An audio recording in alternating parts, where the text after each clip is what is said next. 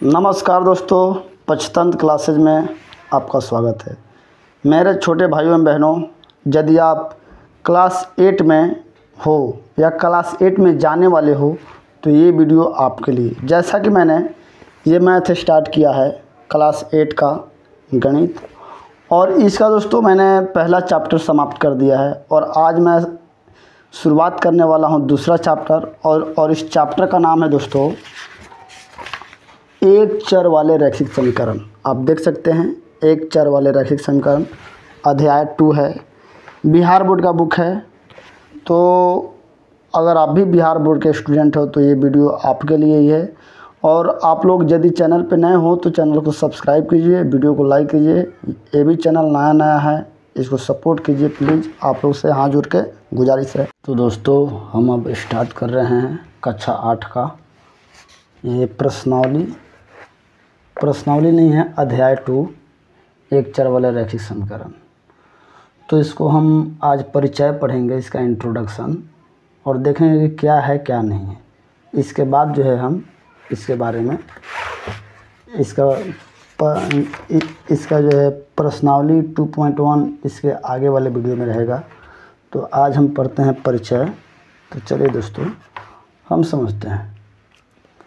यहाँ पे है दोस्तों अध्याय 2 में एक चर वाले रैखिक समीकरण, linear equation in one variable. तो इसमें पहले हमको समझना होगा कि चर और अचर क्या चीज़ होता है। पहले चर समझिए, उसके बाद अचर समझिए। तो होता क्या है दोस्तों, समीकरण में कुछ संख्या होते हैं और कुछ लेटर होते हैं। तो जितने भी लेटर होते हैं ए से लेकर जेड तक, A B C D X Y Z, ये सब क्या होते हैं, चर होते हैं। यानी इनका कोई फिक्स मान नहीं होता है, ये चेंज भी हो सकते हैं, कब इसका मान बदल जाएंगे इसका कोई फिक्स नहीं है। तो इसलिए इन्हें वेरिएबल कहा जाता है, यानी चर कहा जाता है। और ये जो एकदम फिक्स है, गारंटी है कि ये 1 है तो 1 है, 0 है तो 0 है, 2 है, 3 है, 4 है, 5 कहियो 5 रहेगा, 5 कहियो 6 नहीं हो जाएगा, चाहे 4 नहीं हो जाएगा। तो ये अनंत तक, इसका कोई अंत नहीं है। तो ये हुआ अचर पद। अब समीकरण क्या होता है वो आप समझिए।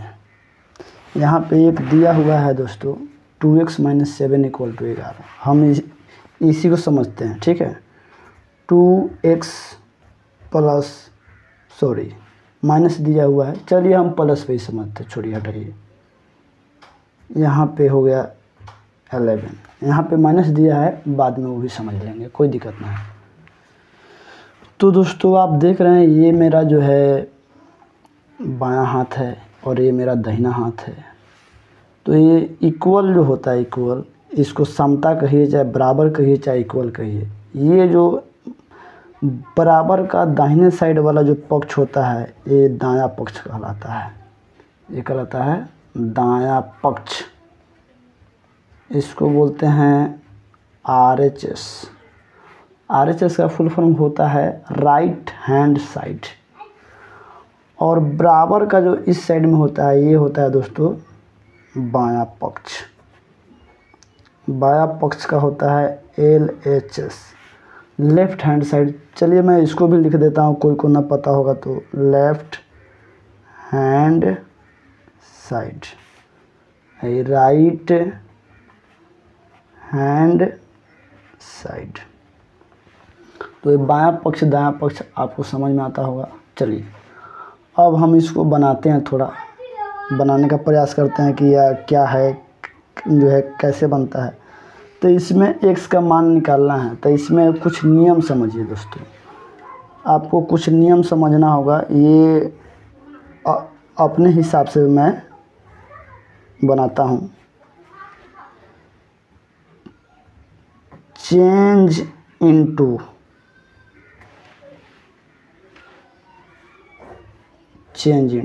मान लीजिए LHS है, RHS है, समझे। अब यहाँ प्लस रहेगा दोस्तों, तो इधर जाएगा तो ये माइनस में हो जाएगा। अगर ये माइनस होगा तो इधर जाएगा तो इधर प्लस में हो जाएगा। अगर ये गुना में होगा तो ये बटा के नीचे चाहे भाग कहिए चाहे बटा कहिए, ठीक है। अगर ये बटा में है तो इधर जो है गुना में चेंज होता है। इसी प्रकार इधर माइनस में तो इधर प्लस, इधर प्लस में तो इधर। ये जब हम जगह बदलते हैं तो नंबर के साथ उनका चिन्ह बदल जाता है, नंबर वहीं रहता है, उसका चिन्ह बदल जाता है। तो हम यही काम हम इस इक्वेशन को बनाने में करेंगे। इक्वेशन मीन्स समीकरण। तो चलिए हम इसको बनाते हैं दोस्तों। यहाँ पे 2x + 7 = 11। अब इसमें हमको समझना ये है कि यहाँ x का मान आखिर होगा कितना, तो हम इस नियम का प्रयोग करेंगे। यहाँ पे प्लस बदल रहा है माइनस में, तो हमको x को किसी एक साइड में रखना होगा। नहीं तो आप दायां पक्ष में रखिए और या तो बायां पक्ष में रखिए, दाहिना पक्ष चाहे बायां पक्ष। तो इधर बायां पक्ष में है तो हम बाएं पक्ष में रखेंगे इसको। तो यहाँ पे 2x है तो 2x को रखेंगे और यहाँ पे और का चिन्ह दे देंगे। और का चिन्ह दीजिए चाहे या का चिन्ह दीजिए, और का चिन्ह दीजिए चाहे या का चिन्ह दीजिए, चाहे इस सिंबल का भी चिन्ह दे सकते हैं आप। जो है ये तीनों सिंबल में किसी एक का चिन्ह दे सकते हैं, ठीक है। और यहाँ पे इक्वल का चिन्ह रहेगा और 11 +7 था ना दोस्तों, तो प्लस इधर जाता है तो माइनस में होता है, यहाँ पे माइनस में होता है, ठीक है। कोई दिक्कत यहाँ तक? अब यहाँ पे दोस्तों 2x का मतलब हुआ 2 गुना x, 2 गुना x। 11 में से 7 गया 4, 11 में से 7 गया 4। फिर जो है गुना में है, 2 जो है गुना में है तो इधर जाएगा तो क्या चीज़ में हो जाएगा, भागा में हो जाएगा। आप भागा का चिन्ह दीजिए चाहे बटा का चिन्ह दीजिए। 4/2, 4/2 आप इसको कटा दीजिए, 2 दूना 4, x बराबर 2 आंसर। तो यहाँ इसलिए x बराबर 2 आंसर हो गया। लेकिन यहाँ पे दिया हुआ था कुछ अलग। यहाँ पे दिया है दोस्तों 2x - 7 = 11। तो इसको यदि हम बनाते हैं तो यहाँ पे इस तरीके से भी ए चाहिए, कोई एक चिन्ह दे सकते हैं। 2x 11 ये माइनस में था तो इधर जाएगा तो ये प्लस में हो जाएगा। अब यहाँ 2 गुना x, 11 और 7 18, x = 18/2, 9 से कट जाएगा तो x = 9, यानी इस तरीके से बनेगा दोस्तों।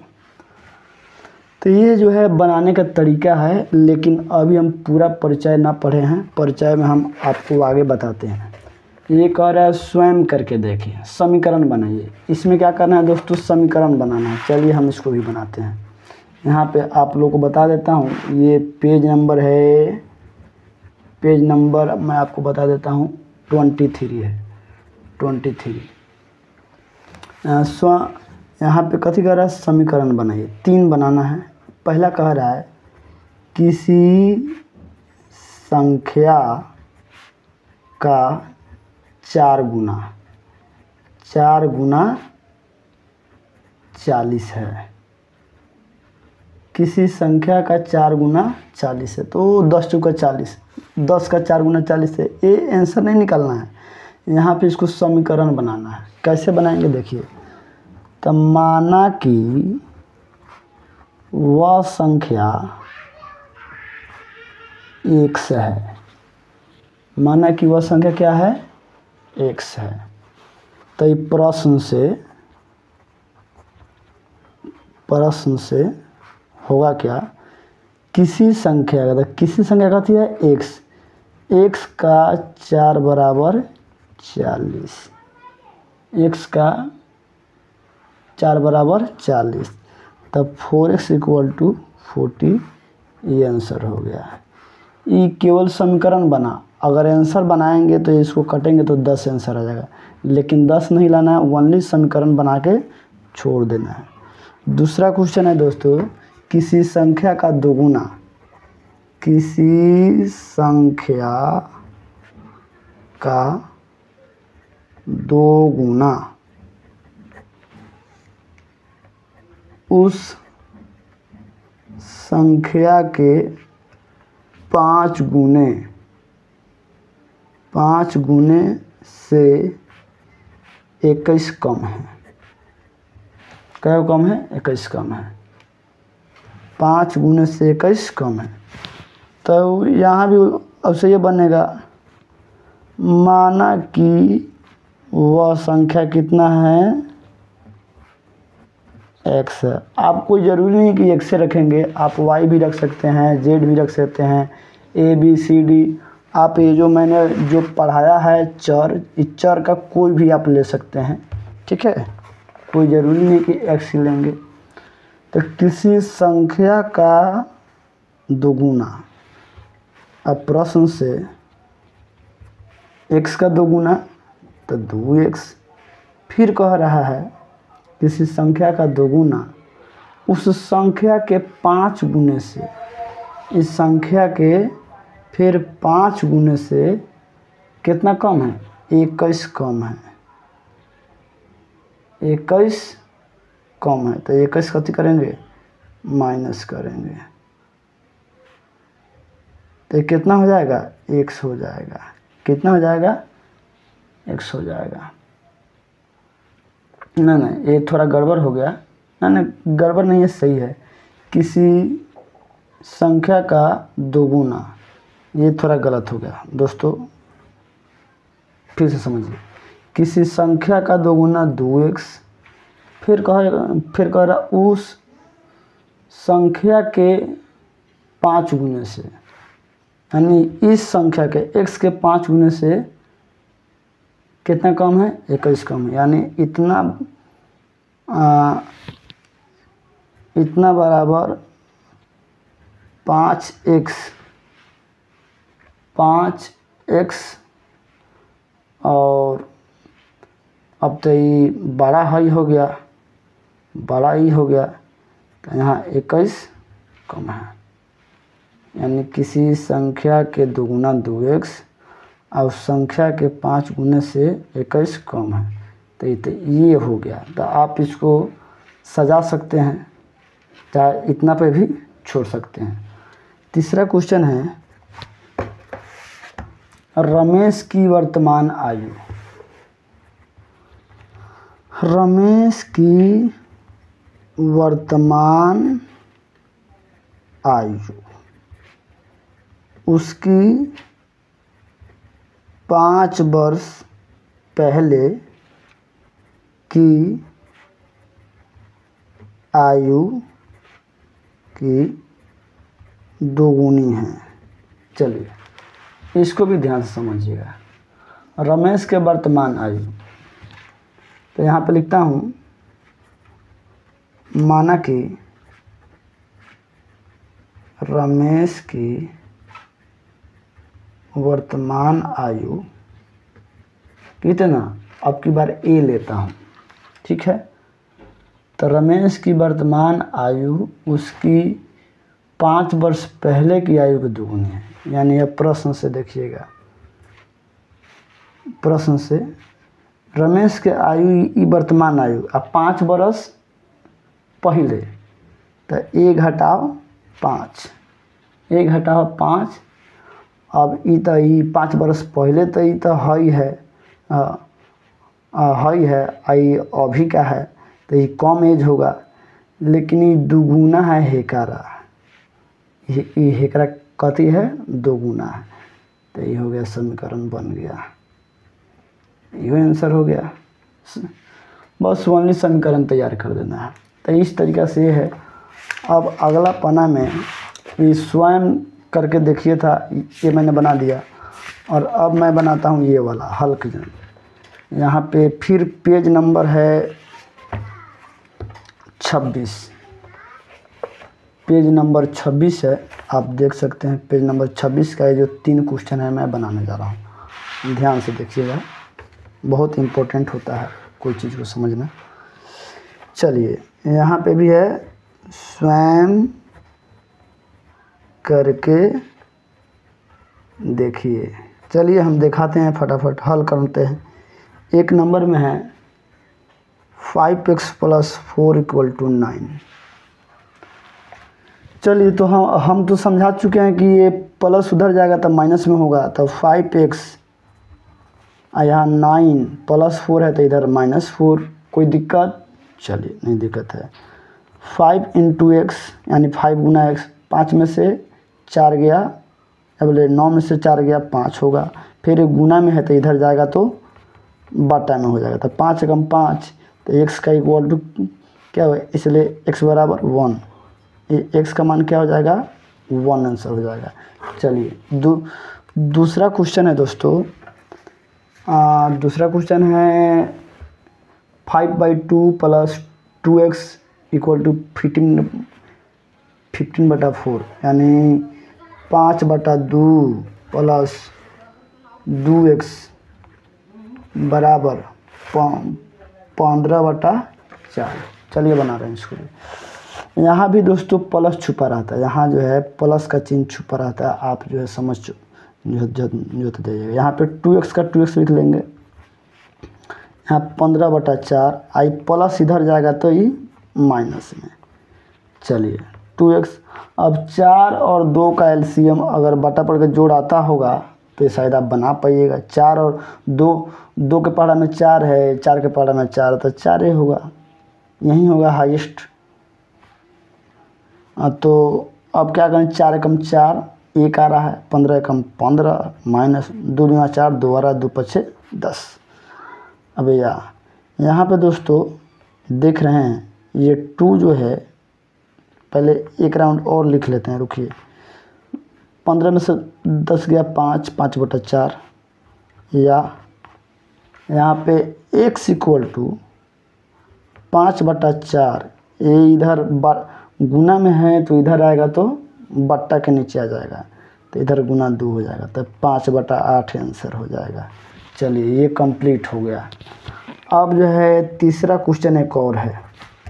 तीसरा क्वेश्चन क्या है मैं आप लोगों को बताता हूँ। तीसरा क्वेश्चन है दोस्तों, चलिए इसमें समीकरण बनाना है।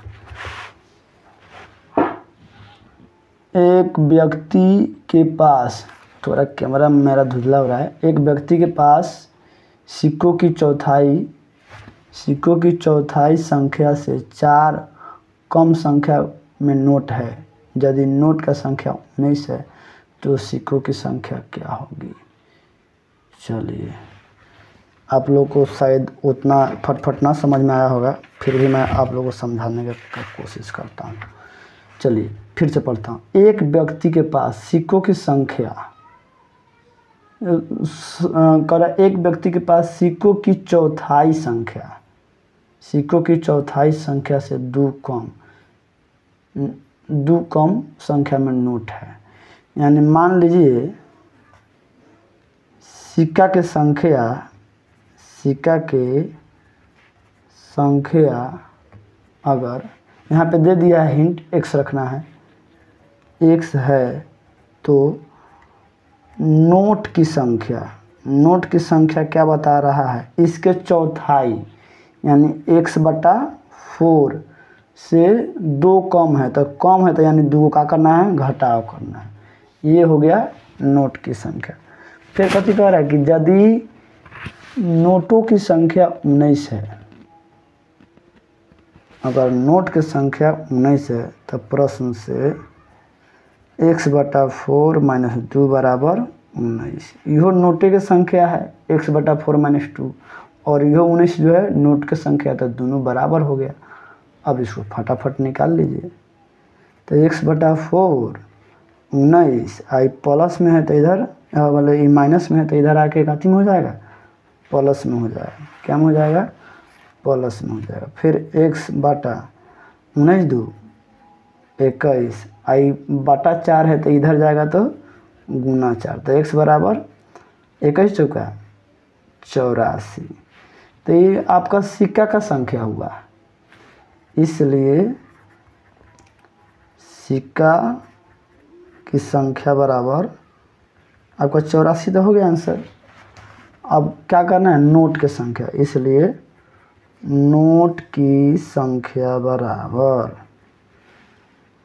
x/4 माइनस 2 यानी 84/4 माइनस 2 यानी है कितना हो जाएगा 21 यानी 19 आंसर। तो ये तो 19 तो दिया हुआ था, मैंने चेक कर लिया, मैंने चेक किया कि इतना आ रहा है या नहीं। ये चेक कर लेने से दोस्तों फ़ायदा ये होता है कि आपका बनाया हुआ मैथ सही है या गलत। मेन आंसर जो है आपका यही हो गया, क्योंकि यहाँ पूछा जा रहा है तो सीखों की संख्या क्या होगी, तो मैंने सीखों की संख्या ज्ञात की। तो चलिए दोस्तों, आज का वीडियो इतना ही। अब हम स्टार्ट करने वाले हैं अगले वीडियो में प्रश्नावली 2.1। दोस्तों मेरी वीडियो को आप एक एक करके देखते हो तो कोई भी आपका क्वेश्चन ना छूटने वाला है। ये मैंने जो प्रोग्राम लॉन्च किया है केवल 8 क्लास के लिए, अब धीरे धीरे मैं 9th का भी करने वाला हूँ और 10th का भी करने वाला हूँ। धन्यवाद।